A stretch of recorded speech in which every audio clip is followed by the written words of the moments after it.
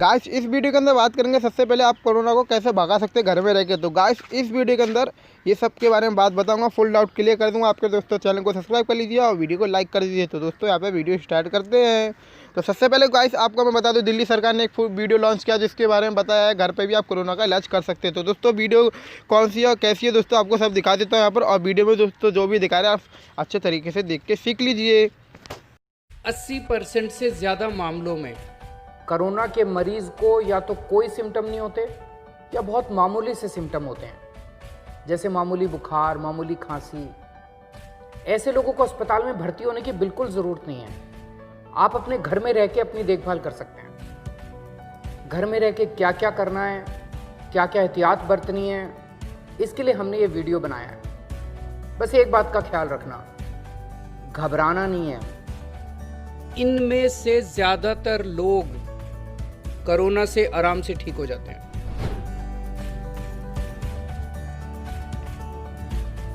अगर आपका कोविड-19 test positive आया है तो घबराने की कोई जरूरत नहीं है। कोरोना के हल्के लक्षण वाले मरीज अपने घर पर ही होम आइसोलेशन के माध्यम से 17 दिनों में बिल्कुल ठीक हो सकते हैं। आपको होम आइसोलेशन के दौरान डॉक्टर के निर्देशों का सख्ती से पालन करना है।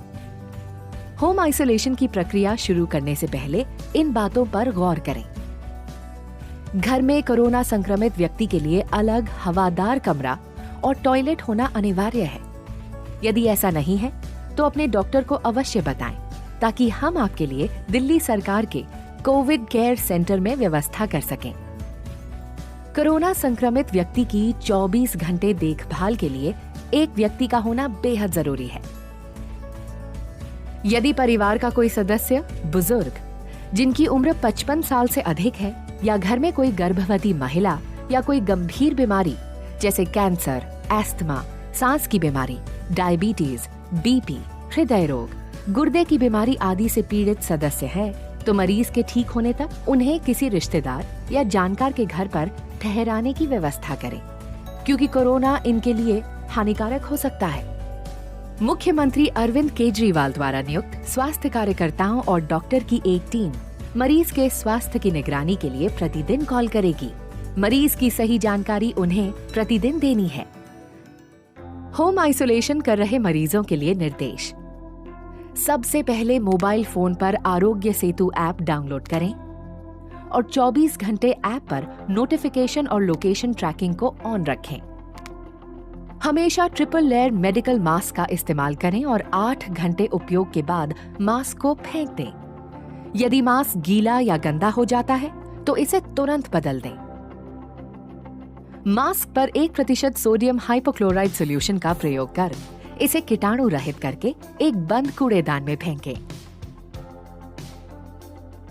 1% सोडियम हाइपोक्लोराइड सॉल्यूशन बनाने के लिए आप बाजार में मिल रहे सोडियम हाइपोक्लोराइड ब्लीच जिसमें 3.5% क्लोरीन हो या ब्लीचिंग पाउडर जिसमें 70% क्लोरीन हो का प्रयोग कर सकते हैं। आप 1 लीटर सोडियम हाइपोक्लोराइड ब्लीच को 2.5 लीटर पानी में मिलाकर या 7 ग्राम ब्लीचिंग पाउडर को 1 लीटर पानी में मिलाकर ये सॉल्यूशन आसानी से घर पर बना सकते हैं। इसका प्रयोग करते वक्त ग्लव्स और मास्क का प्रयोग करें। इस सॉल्यूशन से आप घर की सफाई कर सकते हैं। साथ ही स्विच बोर्ड, खिड़कियां, चेयर, डाइनिंग टेबल, अलमारी इत्यादि को साफ करने के लिए भी इस्तेमाल कर सकते हैं। इस सॉल्यूशन का इस्तेमाल कोई भी मेटालिक सतह जैसे सिक्योरिटी लॉक, दरवाजे के हैंडल इत्यादि पर ना करें। इससे जंग लग सकता है। इन सतहों को साफ करने के लिए आप कोई भी सैनिटाइजर का प्रयोग कर सकते हैं। आप इससे शौचालय की सफाई भी कर सकते हैं। याद रहे, इस सॉल्यूशन को टॉयलेट ब्रश पर स्प्रे करके ही शौचालय की सतह को साफ करें। आप अपने लिए अलग शौचालय का ही प्रयोग करें और हमेशा फ्लश करने से पहले ढक्कन को बंद करें। कृपया कमरे की खिड़कियां हमेशा खुली रखें। होम आइसोलेशन के दौरान अपने कमरे में ही रहें, घर के अन्य कमरों में ना जाएं। दरवाजे, खिड़कियां, टेबल जैसी चीजों को छूने से बचें, जिससे घर के अन्य सदस्यों को कोरोना से संक्रमित होने का खतरा न हो।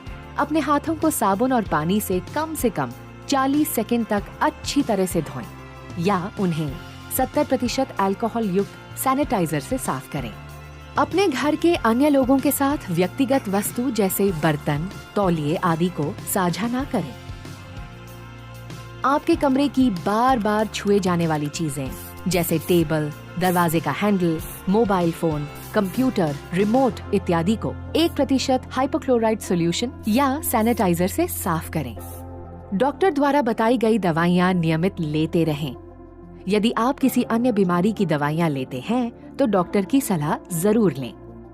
आप रिकवरी प्रक्रिया के दौरान शराब ना पिएं और धूम्रपान ना करें।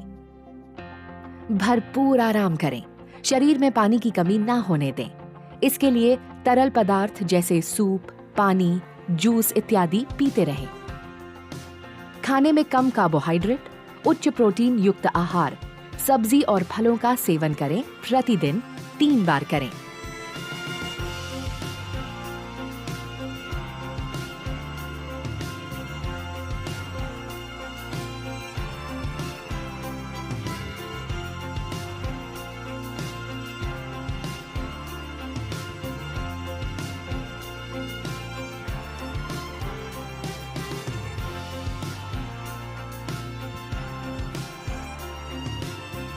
याद रहे, होम क्वारंटीन की प्रक्रिया शारीरिक अलगाव है, भावनात्मक अलगाव नहीं। परिवार के सदस्यों और दोस्तों के साथ फोन व वीडियो कॉल पर संपर्क में रहें। अपने पसंदीदा शोज देखें, किताबें पढ़ें या कंप्यूटर पर गेम्स खेलें। अपने स्वास्थ्य की निगरानी स्वयं ही करें।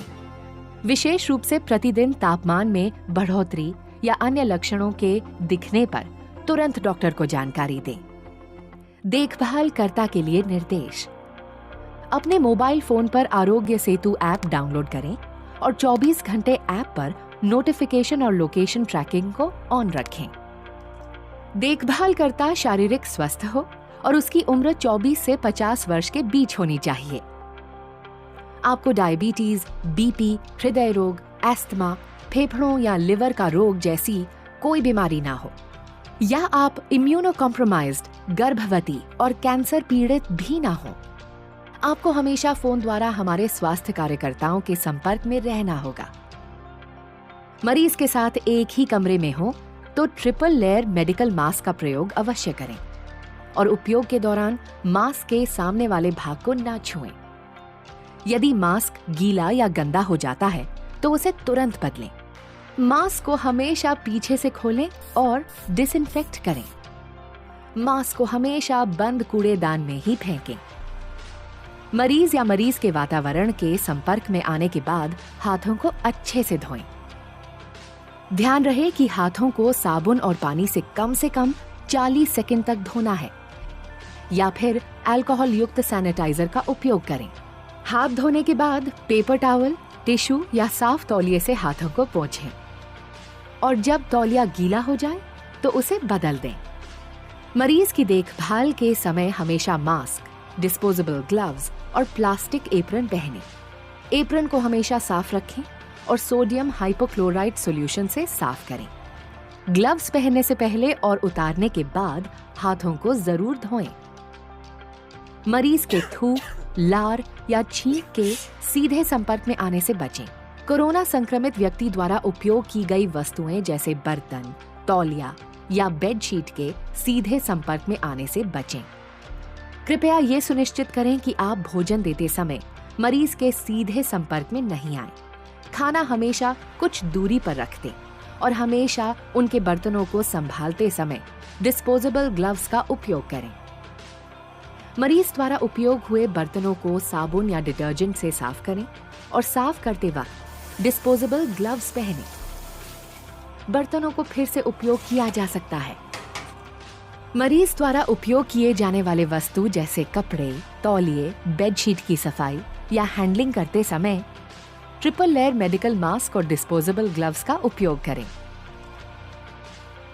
मरीज के कपड़े, बिस्तर, तौलिए को अलग करें और 60 से 90 डिग्री सेल्सियस गर्म पानी व डिटर्जेंट से धोएं। अगर वॉशिंग मशीन है तो उन कपड़ों को अलग से धोएं और धूप में अच्छे से सुखा लें। मरीज के कमरे, बाथरूम और शौचालय की सतहों को रोजाना कम से कम एक बार साफ करें। सफाई के लिए पहले घरेलू साबुन या डिटर्जेंट का उपयोग करें। इसके बाद 1% सोडियम हाइपोक्लोराइड सॉल्यूशन से डिसइंफेक्ट करें। आप खुद भी डॉक्टर की सलाह अनुसार दवाई लें।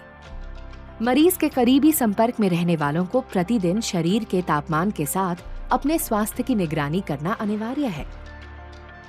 अगर वे कोविड-19 के किसी भी लक्षण को पाते हैं तो इसकी तुरंत रिपोर्ट करें।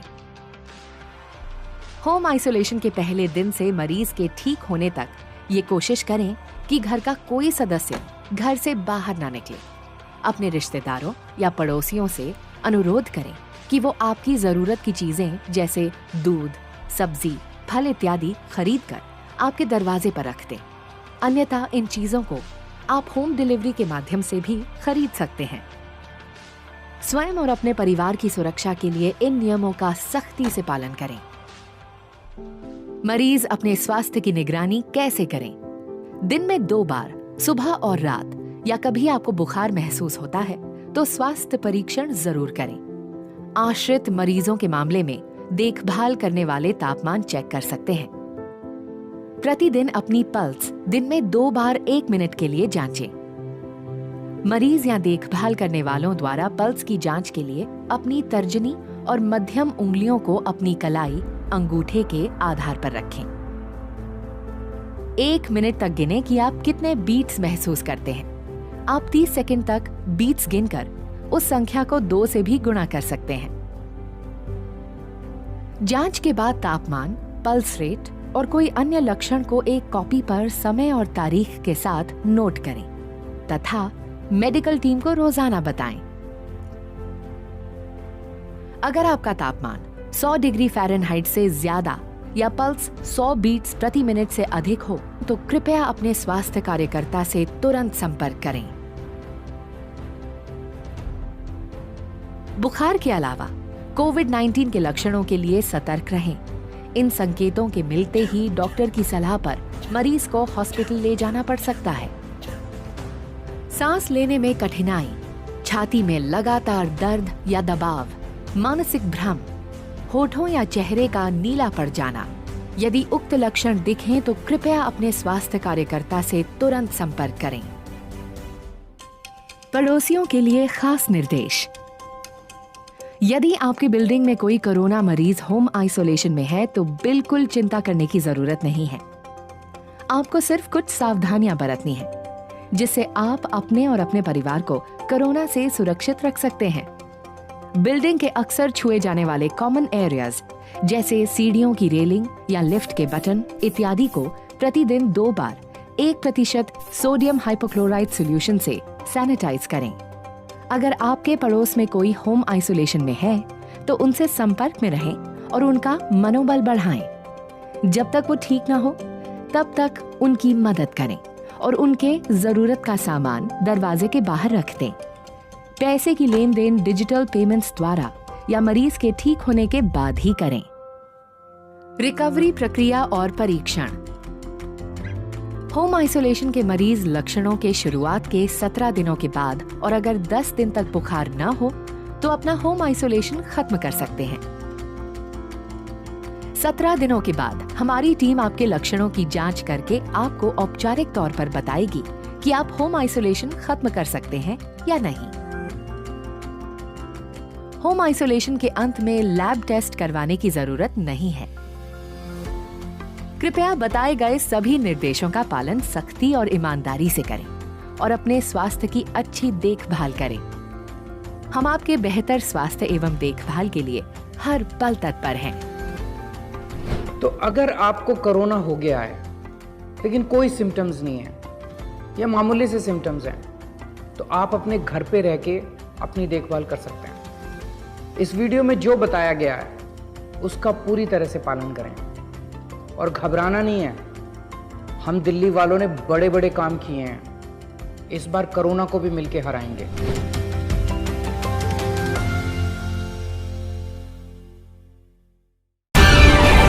आई होप आपने वीडियो देख के सीख लिया होगा कैसे कोरोना का इलाज घर में कर सकते हैं। तो गाइस आपको वीडियो पसंद आए जरूर लाइक कर दीजिए, चैनल को सब्सक्राइब कर लीजिए। तो अगली वीडियो मिलते हैं।